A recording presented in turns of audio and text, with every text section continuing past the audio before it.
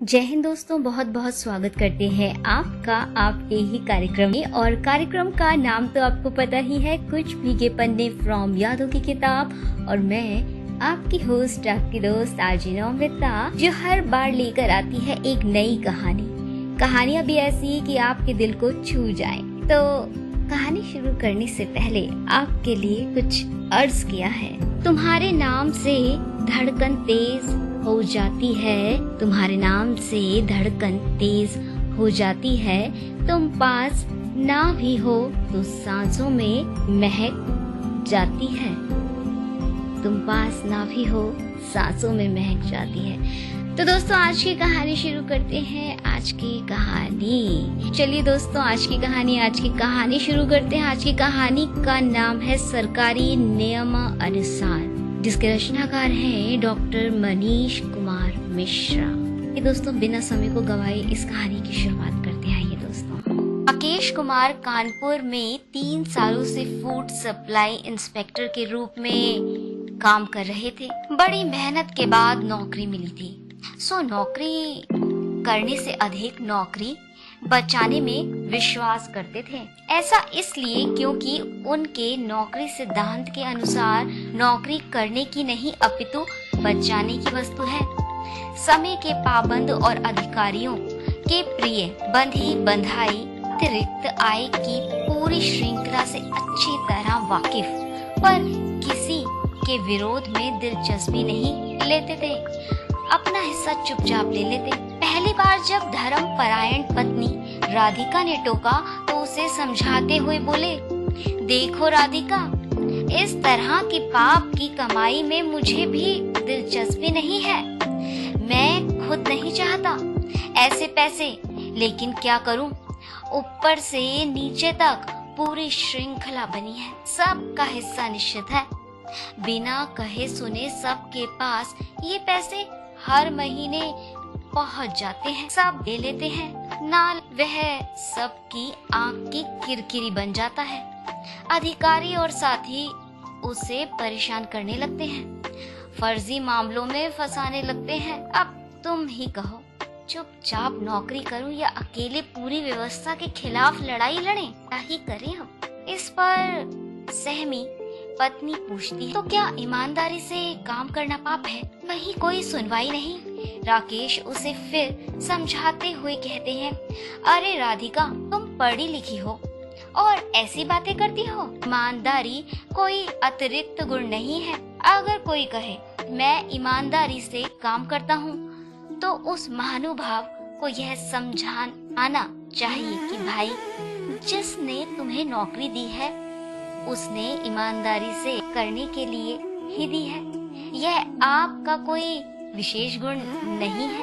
इसीलिए बात करते समय ईमानदारी को विशेषण के रूप में प्रस्तुत करना ही बहुत बड़ी बेईमानी है। मैं नियमों से बंधा हुआ एक मामूली प्रशासनिक कर्मचारी हूँ। ना मामूली की मामूली शब्द भी हमसे अधिक ताकतवर है।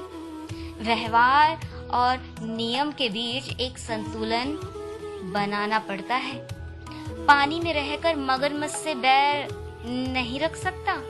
बाकी जैसा कहो, कल नौकरी चली जाए या मेरे साथ कोई ऊंच नीच हो जाए तो। राकेश ने अपनी बात पूरी नहीं की थी कि राधिका ने उसके मुंह पर अपना हाथ रख दिया। राधिका की आंखें छलक आई थी।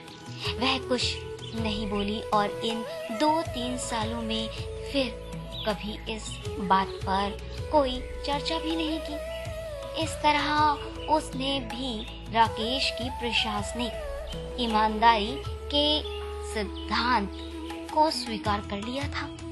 सब कुछ ठीक ठाक चल रहा था कि एक दिन राकेश ने राधिका को बताया कि वह यूपीपीसीएस की परीक्षा फिर से देना चाह रहे हैं। फूड सप्लाई इंस्पेक्टर की पोस्ट क्लास 1 की नहीं थी और अब राकेश क्लास 1 की नौकरी चाहता था। उसके कई दोस्त क्लास 1 के अधिकारी थे। उनसे मिलने पर राकेश बहुत हीनता के भाव से भर जाता था। यह हीनता उसे अंदर ही अंदर कचोटती। अतः उसने निर्णय लिया कि वह हाँ, कि वह एक बार फिर मेहनत करेगा और अपनी किस्मत आजमाएगा। राधिका को भला इसमें क्या आपत्ति हो सकती थी, लेकिन थोड़ी आशंका के साथ उसने पूछा, सुबह से शाम तक तो आप फील्ड में रहते हैं, पढ़ाई कब करोगे? 5 महीने हैं, हाथ में नौकरी और पढ़ाई दोनों कैसे मैनेज करोगे? राधिका की बात सुनकर राकेश ने मुस्कुराते हुए कहा, मेरे भोले भाली बीवी, मैं ऑफिस में छुट्टी की अर्जी डाल दूंगा। विदाउट पे की अर्जी, अर्थात बिना वेतन की छुट्टी। ऐसी छुट्टी मिल जाएगी और फिर परीक्षा खत्म होते ही ऑफिस वापस ज्वाइन कर लूंगा। राधिका बोली, तब ठीक है, आप चिंता ना करें, ये 5 महीने में घर खर्च बचत के पैसों से चला लूंगी। आप अच्छे विद्यार्थी की तरह सिर्फ पढ़ाई पर ध्यान देना, घूमना फिरना सब बंद। और दोनों खिलखिला पड़े। आगे लेखक लिखते हैं, अगले दिन ऑफिस जाने से पहले ही राकेश ने छुट्टी का आवेदन पत्र तैयार कर लिया था। जल्दी जल्दी नाश्ता खत्म करके वह ऑफिस के लिए निकल पड़ा, लेकिन देर रात जब वह वापस आया तो उदास लग रहा था, मानो उसके अरमानों के पंख कतर दिए गए हैं। राधिका उसका चेहरा देखते ही समझ गए कि कोई बात है जिसने राकेश को परेशान कर रखा है। पानी का गिलास आगे बढ़ाते हुए वह बोली, आप कपड़े बदल लीजिए, मैं चाय बना देती हूँ। और बिना राकेश के जवाब की प्रतीक्षा किए वह रसोई की तरफ बढ़ गई। थोड़ी देर में जब वह चाय की प्याली लेकर वापस आई तो देखती है कि राकेश वैसे ही सोफे पर बैठा है, बिल्कुल चुप और उदास।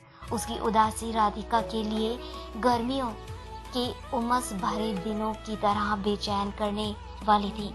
राधिका ने चाय की प्याली पकड़ते हुए पूछा, क्या बात है, आप कुछ परेशान लग रहे हैं? राकेश मानो इस प्रतीक्षा में ही था कि कब राधिका उससे पूछे कि वह अपनी परेशानी उसे बताए, वैसे ही जैसे उमड़ते बादल बरसने को बेचैन रहते हैं। राधिका को अपने पास बिठाकर उसने कहा, तुम्हें तो पता ही है कि आज सुबह ही मैंने छुट्टी के लिए आवेदन तैयार कर लिया था। रस्तोगी साहब जब ऑफिस आए तो मैंने उन्हें सारी बात कहकर आवेदन पत्र उनके सामने रख दिया। उन्होंने कहा कि इतनी लंबी छुट्टी नहीं मिल सकेगी, 10-20 दिन की छुट्टी वो दे सकेंगे, इससे अधिक नहीं। अब तुम ही बताओ, मूड खराब होगा कि नहीं? ऊपर से मैं बिना वेतन की छुट्टी मांग रहा था, इसमें किसी को क्या समस्या हो सकती है? कहते हैं स्टाफ कम है। मैंने जब इंसिस्ट किया तो वो रस्तोगी कहता है, क्लास 1 की नौकरी का इतना मन हो तो ये नौकरी छोड़ दो, फिर छुट्टी ही छुट्टी। इतना मन खराब हुआ कि वहीं उसको 2 हाथ लगाऊं। इतना कहते कहते राकेश का चेहरा आक्रोश से तमतमाने लगा। राधिका ने राकेश का हाथ अपने हाथों में लेकर कहा, आप गुस्सा ना हो, वो रस्तोगी जी तो शुरू से ही आपसे जलते हैं। आप जिंदगी में आगे बढ़े, नाम कमाए, यह तो वो कभी नहीं चाहेंगे। आप शांति से सोचिए, कोई रास्ता जरूर निकल आएगा। ऊपर से किसी अधिकारी से बात कीजिए, सब ठीक हो जाएगा। जो कीजिए सोच समझ कर कीजिए और सरकारी नियमानुसार कीजिए। राधिका के प्रेम में पिरोए हुए इन शब्दों को सुनकर राकेश का गुस्सा शांत हो गया। चाय की प्याली से एक घूंट हलक के नीचे उतार कर उसने कहा, तुम ठीक कहती हो, सरकारी नियमानुसार ही कुछ करूंगा। यह कहते ही राकेश किसी गहरी सोच में डूब गया। मानो मन ही मन वह कोई तरकीब भिड़ा रहा था। यूं सोच में डूबा देखकर राधिका ने पूछा, तो क्या कोई तरकीब सोच रखी है आपने? राकेश मुस्कुराते हुए बोला, तरकीब तो है राधिका, थोड़ी टेढ़ी है पर है सरकारी नियमानुसार ही। वो तुमने सुना है ना कि जब घी सीधी उंगली से ना निकले तो उंगली टेढ़ी कर लेनी चाहिए। मैं तो उंगली भी टेढ़ी नहीं करूँगा, बल्कि घी को ही गर्म कर दूंगा, वो भी सरकारी नियमानुसार। इतना कहते ही राकेश हंसने लगा। राधिका को कुछ समझ नहीं आया। उसने पूछा, आप क्या करने वाले हो, मुझे बताइए। लेकिन राकेश ने राधिका की बात को अनसुना करते हुए कहा, चलो अब कपड़े बदल लेता हूँ, तुम खाना लगा दो। इतना कहते ही वह बेडरूम में चला गया। राधिका का मन अनजान आशंकाओं से भरा था, लेकिन वह असहाय थी। मन मार के वह खाना लेने किचन में चली गई। उसने उस दिन कई बार राकेश की भावी योजनाओं का पता लगाने का प्रयास किया, लेकिन राकेश एकदम चुप था। राधिका अंत में ऊब कर सो गई। अगली सुबह राधिका ठीक वक्त पर उठ गई, लेकिन उसे सिर भारी लग रहा था। फिर भी उसने रोज की तरह चाय बनाई और राकेश को उठाने के बाद खुद नाश्ता बनाने किचन में चली गई। नहा धोकर जब राकेश नाश्ता करने के बाद ऑफिस जाने के लिए तैयार हुआ तो राधिका उसके पास आकर बोली, देखिए कोई लड़ाई झगड़ा मत करना। और राधिका अपनी बात कर ही रही थी कि राकेश ने उसके मुंह पर हाथ रखते हुए कहा, तुम बिल्कुल परेशान मत हो, मैं कोई लड़ाई झगड़ा नहीं करने वाला, सिर्फ अपना काम करूंगा, वो भी सरकारी नियमानुसार। इतना कहते हुए उसने राधिका को चूम लिया। राधिका शर्म से लाल हो गई। अपने आप को राकेश से अलग करते हुए राधिका बोली, सुबह सुबह बदमाशी मत करो, जाओ ऑफिस जाओ। राकेश भी बैग उठाकर बाहर निकल गया। बाहर खड़ी अपनी मोटरसाइकिल को किक मारते हुए राकेश ने कहा, शाम को थोड़ी देर से आऊंगा, परेशान मत हो ना। इतना कहकर वह अपनी मोटरसाइकिल पर सवार होकर राधिका की आंखों से ओझल हो गया। राधिका के मन में कई सवाल थे, अपनी बेचैनी को व्यक्त नहीं कर पा रही थी। उसे समझ में नहीं आ रहा था कि राकेश के मन में क्या चल रहा है। जब आशंकाएं बढ़ती हैं तो विश्वास दरकने लगता है। राधिका आज भी रोज की तरह सारे काम निपटा रही थी। बस आज पूजा घर में आधे घंटे की जगह पूरे 2 घंटे बिताए। दोपहर को सोते सोते ही कब आंख लग गई उसे पता ही नहीं चला। जब आंख खुली तो शाम के 5 बज चुके थे। मन अनमना सा था, फिर भी अपने लिए चाय बनाकर डाइनिंग टेबल पर बैठी ही थी कि दरवाजे की घंटी बजी। राधिका ने दरवाजा खोला तो सामने अपने बड़े भाई हेमंत को खड़ा पाया। हेमंत को देखकर राधिका की खुशी का ठिकाना न रहा। हेमंत पेशे से सरकारी वकील थे इलाहाबाद हाई कोर्ट में, लेकिन कोर्ट कचहरी के काम से जब भी कानपुर आते तो अपनी बहन से मिलना नहीं भूलते थे। आगे लेखक लिखते हैं, हेमंत को चाय नाश्ता देने के बाद राधिका ने राकेश के ऑफिस वाली परेशानी बताई और अपनी आशंकाओं से अवगत कराया। हेमंत ने अपनी बहन की बात ध्यान से सुनी और फिर उसे हौसला बंधाते हुए बोले, तुम बिल्कुल चिंता मत करो, सरकारी नौकरी बड़े मुश्किल से मिलती है और जितनी मुश्किल से मिलती है उसके लाख गुना अधिक मुश्किल से जाती है। कोई राकेश का कुछ नहीं बिगाड़ सकता। तुम नाहक परेशान हो, फिर हम सब हैं तुम लोगों के साथ। कानून कर्मचारियों के हक में मजबूती से खड़ा है। सुप्रीम कोर्ट ने व्यवस्था दी है कि किसी भी सरकारी कर्मचारी को उसके खिलाफ आरोप पत्र के अभाव में 90 दिन से अधिक निलंबित भी नहीं रखा जा सकता और इस निलंबन की अवधि में भी उसे एक निर्धारित वेतन राशि मिलती रहती है। यह सब व्यवस्था इसीलिए है ताकि किसी कर्मचारी के साथ कोई अन्याय न हो पाए। सूचना का अधिकार जैसा कानून है और एक निश्चित अवधि में सरकारी विभागों को मांगी गई सूचना प्रदान करने के लिए बाध्य करता है। तुम कोई चिंता मत करो। किसी ने राकेश की तरफ आंख भी उठाई तो मैं उसे कोर्ट तक ले जाऊंगा। जब तक तेरा भाई है तुझे कोई चिंता करने की जरूरत नहीं। राकेश खुद समझदार है, वह जो करेगा सोच समझ कर ही करेगा। चाणक्य है वह, चाणक्य। आगे लेखक लिखते हैं, हेमंत की बातों से राधिका का तनाव कुछ कम हुआ। हेमंत को 8 बजे की ट्रेन से इलाहाबाद वापस जाना था, इसीलिए वह जाने के लिए निकल पड़ा। उसे लक्ष्मण बाग ऑफिसर्स कॉलोनी में किसी से मिलना भी था। उसके जाने के बाद राधिका रात के खाने की तैयारी में लग गई।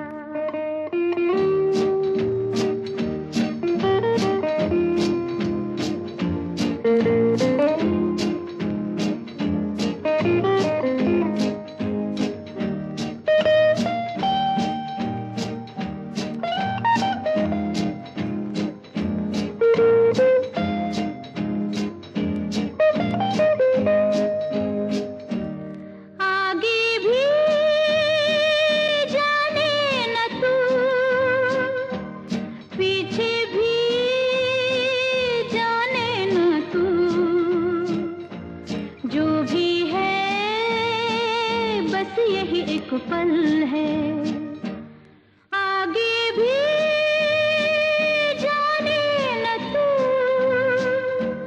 पीछे भी जाने न तू, जो भी है बस यही एक पल है, आगे भी जाने न तू।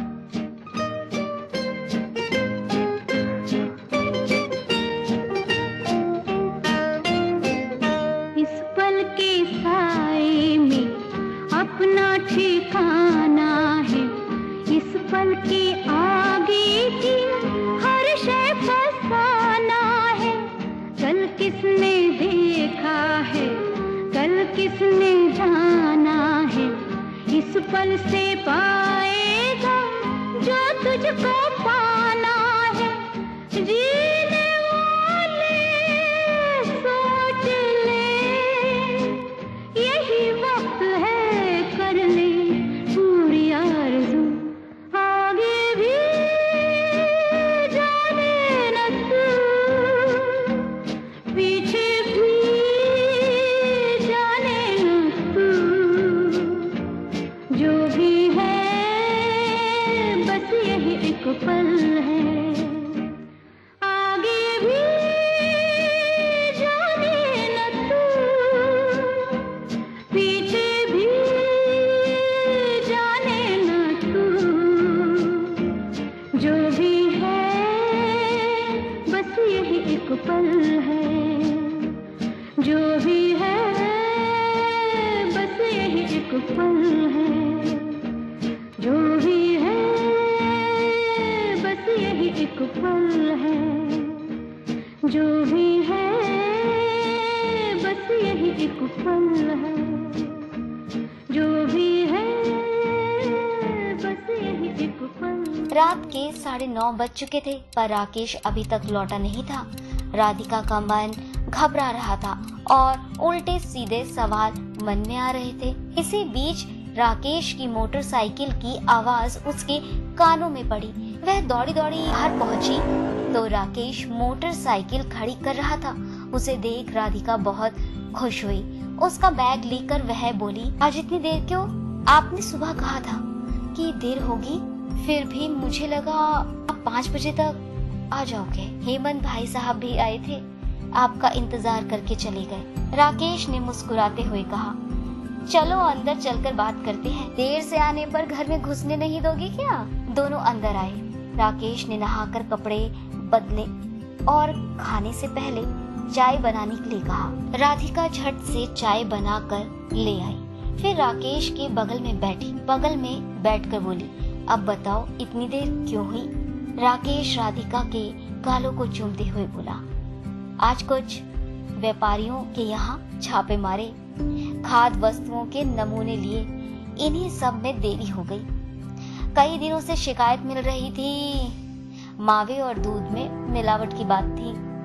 हद है राधिका, ये व्यापारी भी ना मिठाइयों में मोटी कीमत लेते हैं, उसके बावजूद मावे और दूध में हानिकारक यूरिया और सिंथेटिक मिलाते हैं।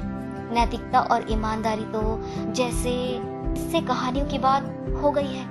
आज जब छापा डाला तो घिघियाने लगी, लेकिन मैंने किसी की एक ना सुनी। रस्तोगी तो मुझे धमकाने और परिणाम भुगतने की धमकी देने से भी पीछे नहीं हटा, लेकिन मैंने किसी की नहीं सुनी।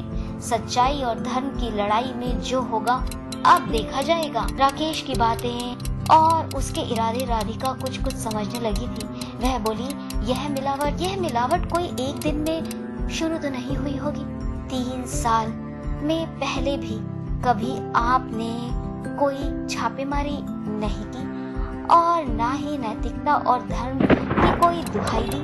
फिर हर महीने इन्हीं व्यापारियों से मिलने वाली मोटी रकम भी आपको लेने में कोई रेज नहीं रहा, बल्कि आपने ही तो बताया था ये पूरी श्रृंखला है, ऊपर से नीचे तक। अगर यह सच है तो आज आपकी अंतरात्मा धर्म और नैतिकता की तरफ कैसे और क्यों मुड़ गई? मुझे ये पहेली, यह व्यवहार समझ नहीं आ रहा है। आप मुझे सब कुछ साफ साफ बताइए कि आपके दिमाग में क्या चल रहा है। पत्नी हूँ आपकी, मुझसे कुछ छुपाने की जरूरत नहीं है। बोलिए क्या है आपके मन में? राकेश ने राधिका को अपनी बाहों में कसते हुए कहा, तुम तो जानती ही हो कि अवकाश वाले आवेदन पर कैसा तमाशा ऑफिस में हुआ। अब रस्तोगी जैसे लोगों को सही तरीके से ठीक तो किया नहीं जा सकता, इसीलिए मैंने एक प्लान बनाया। शहर के कुछ व्यापारियों के यहाँ आज छापा मार के खाद्य पदार्थों के नमूने जांच के लिए भेज दिए। व्यापारियों में हड़कंप मच गया, क्योंकि ये लोग अपने संगठन के माध्यम से हर महीने एक मोटी रकम नियमित रूप से पहुंचाते रहते हैं। इस तरह की कार्रवाई का इनको कोई अंदेशा ही नहीं था। अब ये व्यापारी रस्तोगी की ही ऐसी तैसी कर देंगे। उन्होंने हंगामा किया भी, इसीलिए शाम को रस्तोगी मुझे परिणाम भुगतने की धमकी भी देने लगा था। मैंने भी उसे सच्चाई और ईमानदारी का ऐसा लेक्चर झाड़ा कि महाराज किचकिचा के रह गए। फिर मैंने गाड़ी निकाली और घर चला आया। आज सभी लोग अभी तक ऑफिस में ही थे, किसी को काटो तो खून नहीं, बस यही हुआ आज। राकेश की बातें सुनकर राधिका उठकर बैठ गई और बोली, सब आपसे नाराज हो गए होंगे, कहीं उन्होंने आपको नौकरी से निकाल दिया या आपके खिलाफ ऊपर शिकायत की तो क्या होगा? राधिका ने आशंका भरी नजरों से पूछा। राकेश ने उसका हाथ पकड़कर अपनी तरफ खींच लिया और उसे फिर अपनी बाहों में कसते हुए बोला, मेरी बीवी जी, मुझे नौकरी से निकालना उनके बूते का नहीं है। मैंने जो किया है वह सरकारी नियमानुसार ही किया है। हाँ, वो मुझे परेशान और व्यापारियों को संतुष्ट करने के लिए मुझे सस्पेंड और जांच करवा सकते हैं। जांच में साफ हो जाएगा कि जो नमूने मैंने जमा किए थे उसमें मिलावट थी और मैं बाइज्जत दोबारा ऑफिस ज्वाइन कर लूंगा। मुझे पूरा भरोसा है। मैंने सब कुछ बहुत सोच समझ कर किया है। यह सब मेरी प्लानिंग का हिस्सा है। कुछ समझी? राधिका को कुछ समझ नहीं आया। उसने फिर पूछा, तो ये सब करके आपको क्या मिलेगा? राकेश ने राधिका के कानों को जोर से काटा और बोला, जब तक सस्पेंड रहूंगा तब तक ऑफिस नहीं जाना होगा। आधी से ज्यादा सैलरी भी मिलती रहेगी। पुनः बहाली में 5 से 6 महीने ही लग जाएंगे। मैं कोई वकील कर लूंगा और कोशिश करूंगा कि बहाली की प्रक्रिया जितनी लंबी हो सके उतना अच्छा। इस बीच में यूपीपीसीएस और आईएएस का अपना लास्ट अटेम्प्ट भी दे ही लूंगा। बाकी किस्मत जाने। कुल मिलाकर यह समझो कि सीधे सीधे छुट्टी मांग रहा था, वो भी बिना वेतन के।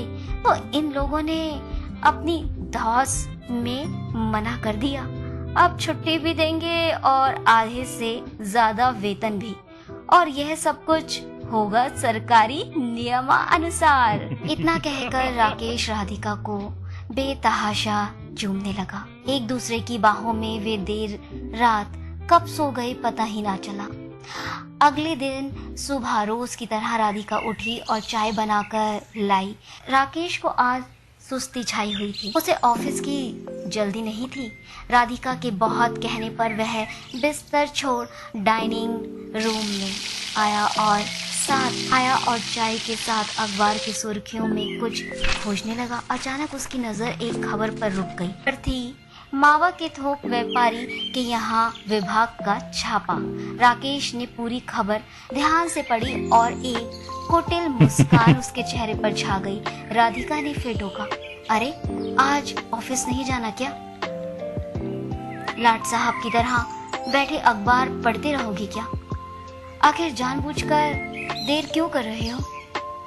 लो, मैं नाश्ता तैयार कर देती हूँ। इतना कहकर राधिका किचन में चली गई। राकेश नहाने जाने ही वाला था कि दरवाजे की घंटी बजी। राकेश ने दरवाजा खोला तो सामने ऑफिस का चपरासी नर्मदा खड़ा था। राकेश ने उसको देखते ही कहा, अरे नर्मदा, अरे तुम इतनी सुबह, क्या बात है? उस पियून ने उसे अभिवादन के बाद कहा, साहब कल आपके ऑफिस से आने के बाद भी खूब मीटिंग हुई, रात 10 बजे तक। फिर ई चिट्ठी हमें दिया रस्तोगी जी ने और बोला कि आपको तुरंत पहुंचा दे। अब इतनी रात क्या आता साहेब, इसीलिए अभी आ गया। यह कहते हुए उस चपरासी ने सरकारी पत्र राकेश को पकड़ा दिया और किसी कागज पर उसके हस्ताक्षर लेकर वहां से चला गया। राकेश लिफाफा लेकर अंदर आता है और दरवाजा बंद करके लिफाफा खोलकर पढ़ने लगता है। पत्र पढ़ते हुए उसके चेहरे पर मुस्कान छाने लगी। इतने में राधिका किचन से आई और बोली, अरे आप अभी यहीं हैं? हद है, आज तो ऑफिस देर से ही पहुंचोगे। ये क्या है आपके हाथ में? कौन आया था इतनी सुबह? राकेश मुस्कुराते हुए राधिका के पास आया और उसे अपनी गोद में बिठाकर बोला, बीवी जी, प्लान कामयाब हुआ। ऑफिस से चपरासी आया था, वही ये पत्र देकर गया है। यह मेरा सस्पेंशन लेटर है। आज से ऑफिस जाने की जरूरत नहीं, सिर्फ पढ़ाई और बीवी को प्यार। बस पढ़ाई और बीवी को प्यार, बस 2 ही काम है मेरे लिए। राधिका ने राकेश को खुद को नीचे उतारने को कहा। फिर वह लेटर लेकर पढ़ने लगी और बोली, हे भगवान, आप इस दुनिया के पहले आदमी होंगे जो अपने सस्पेंड होने पर इतना खुश हो रहे हैं। बाहर हमारी इतनी बदनामी होगी, यह तो सोचिए। राकेश सोफे पर बैठाते हुए बोला, अरे यार, कोई बदनामी नहीं हो। कल से सारे अखबार लिखेंगे कि ईमानदार अफसर को मिली अपनी ईमानदारी की सजा। ईमान व्यापारी पर छापा मारने के कारण किए गए सस्पेंड, और ऐसा ही बहुत कुछ। राधिका, ये दुनिया बहुत अजीब है। यहाँ ईमानदारी से कुछ नहीं मिलता, लेकिन ईमानदारी का ढोल पीटने से सब मिल जाता है। मैंने भी ईमानदारी से छुट्टी मांगी तो नहीं मिली, और जब ढोल पीट दिया तो छुट्टी भी मिली और लोगों की सहानुभूति भी। घर बैठे मुफ्त की आधी तनख्वाह ऊपर से। राधिका राकेश के पास आई और बोली, अब मैं सब समझ गई। हेमंत भैया तुम्हें चाणक्य ऐसे ही नहीं कहते हैं। अब जाओ, नहा लो और नाश्ता करके पढ़ाई में जुट जाओ। जिसके लिए यह सब किया है, अब उस पर ध्यान दो। आज्ञाकारी पति की तरह राकेश ने भी उठते हुए कहा, ठीक कहती हो, मैं नहाने जा रहा हूँ। तुम हेमंत भाई साहब से बात करके कह देना कि हमें एक अच्छे वकील की जरूरत है। हो सके तो वे 2-4 दिन में कानपुर आ जाएं। इतना कहकर राकेश नहाने चला गया और राधिका रसोई घर में। राकेश का सस्पेंशन लेटर वहीं डाइनिंग टेबल पर एक खाली ग्लास के नीचे फड़फड़ाता रहा, मानो वह कागज ही अपने अस्तित्व की गवाही देना चाहता हो, पर उसे सुनना कोई नहीं चाहता। षड्यंत्रों की पूरी व्यवस्था में उस कागज की स्थिति बड़ी अजीब सी थी, ठीक सरकारी नियमों की तरह। धन्यवाद, डॉक्टर मनीष कुमार, हिंदी विभाग, महाराष्ट्र। तो दोस्तों, उम्मीद करती हूँ कि आपको मेरे द्वारा सुनाई गई ये कहानी बेहद पसंद आई होगी सरकारी नियमानुसार। तो ऐसे ही मैं और अच्छी अच्छी कहानियाँ लेकर आती रहूँगी हर बुधवार शाम 7 बजे। और मैं आपको ये बताना चाहूँगी कि इसका पुनः प्रसारण, जो अभी आप हमारा कार्यक्रम सुन रहे थे, कुछ भीगे पन्ने फ्रॉम यादों की किताब, इसका पुनः प्रसारण गुरुवार दोपहर 2 बजे भी आता है। तो दोस्तों, अभी के लिए बस इतना ही। अभी के लिए आपको एक गीत के साथ छोड़े जा रही हूँ। अभी के लिए आप उस गीत को सुनिए और सुनना ना भूलें रेडियो उड़ान, क्योंकि यहाँ पर जितने भी कार्यक्रम बनते हैं सब आपको ध्यान में रखकर ही बनाए जाते हैं। तो दोस्तों, आप हमसे जुड़ने के लिए फेसबुक के माध्यम से, यूट्यूब के माध्यम से और इंस्टाग्राम के भी माध्यम से आप हमसे जुड़ सकते हैं। और आप हमारी ऐप को भी डाउनलोड कर सकते हैं, जो कि प्ले स्टोर पर आसानी से डाउनलोड हो जाएगी। और दोस्तों, आप हमें लाइव सुनने के लिए गूगल के सर्च बार में जाकर आपको लिखना है रेडियो उड़ान। उस पर आपको हमारे सारे कार्यक्रम शो हो जाएंगे, जिससे कि आपका कोई भी कार्यक्रम मिस नहीं होगा। तो दोस्तों, अभी के लिए बस इतना ही। स्वस्थ रहिए, सुरक्षित रहिए और सुनते रहिए रेडियो उड़ान। एक उड़ान ऐसी जिसकी कोई सीमा नहीं होती। जय हिंद दोस्तों, जय हिंद।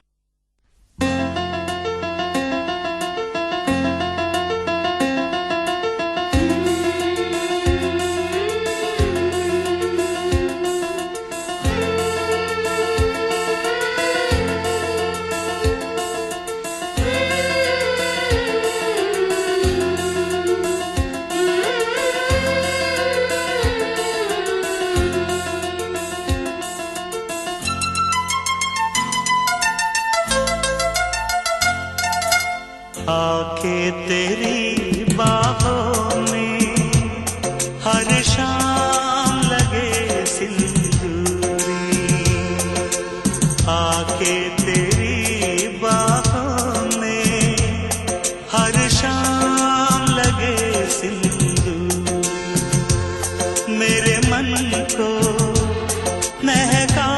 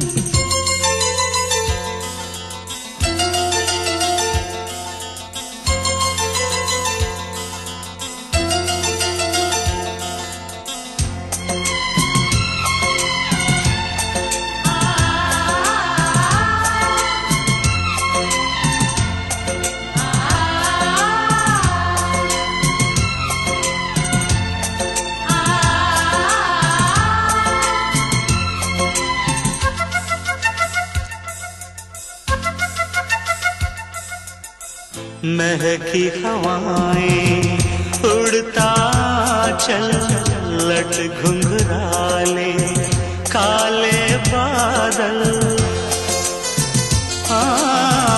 महकी हवाएं उड़ता चल लट घुंघराले काले बादल। प्रेम सुधा नैनों से बरसे पी लेने को जीवन तरसे। बाहों में कस लेने दे प्रीत का चुंबन दे रे। बाहों में कस लेने दे प्रीत का चुंबन देने दे। इन अधरों से छलक न जाए, इन अधरों से छलक न जाए यौवन रस अंगूर। आके तेरी बाहों में हर शाम लगे सिंदूरी। आके तेरी बाहों में हर शाम लगे सिंदूरी।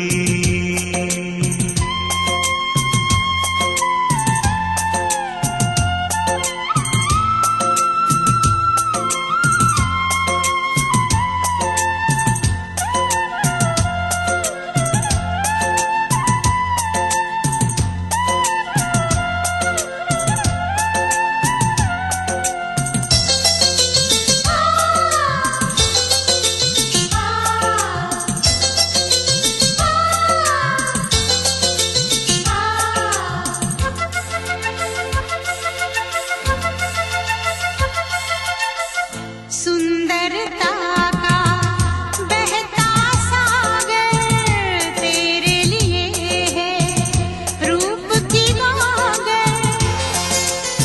ओ सुंदरता का बहता सागर तेरे लिए है रूप की गागर। इंद्रधनुष के रंग चुराऊं तेरी सुनी मांग सजाऊं। दो फूलों के खिलने का वक्त यही है मिलने का। दो फूलों के खिलने का वक्त यही है मिलने का। आजा मिलके आज मिटा दे, आजा मिलके आज मिटा दे थोड़ी सी ये दूरी। आके तेरी बाहों में हर शाम लगे सिंदूरी। आगे तेरी बाहों में हर शाम लगे सिंदूरी। मेरे मन को महकाए, मेरे मन को महकाए तेरे मन की कस्तूरी। आगे तेरी बाहों में हर शाम लगे सिंदूरी। आके तेरी बाहों में हर शाम लगे सिंदूरी।